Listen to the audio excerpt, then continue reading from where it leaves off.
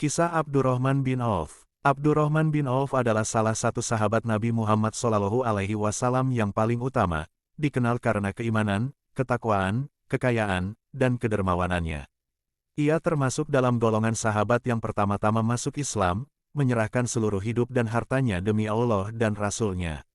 Sejak memeluk Islam, Abdurrahman bin Auf mengalami banyak cobaan, termasuk tekanan dari kaum Quraisy. Namun, ia tetap tegar mempertahankan keimanannya.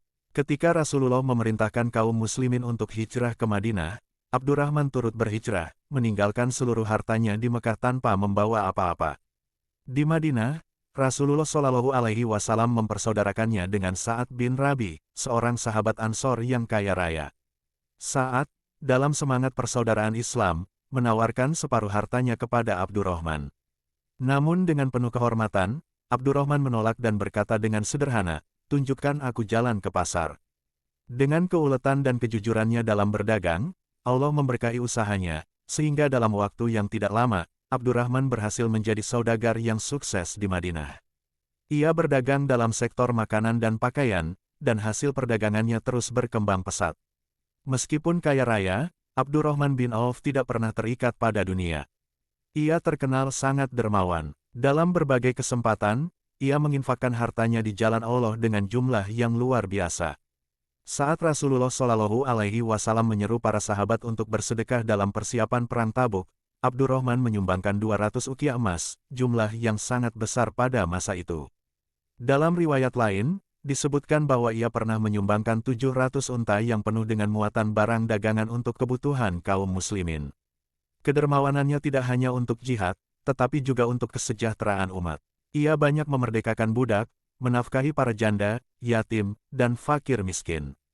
Bahkan di masa Khalifah Umar bin Khattab, Abdurrahman bin Auf termasuk dalam 6 orang yang ditunjuk Umar untuk bermusyawarah menentukan khalifah setelahnya, menunjukkan betapa besarnya kepercayaan umat Islam terhadap dirinya. Di akhir hayatnya, meskipun kekayaannya sangat besar, Abdurrahman tetap hidup sederhana dan penuh ketawaduan.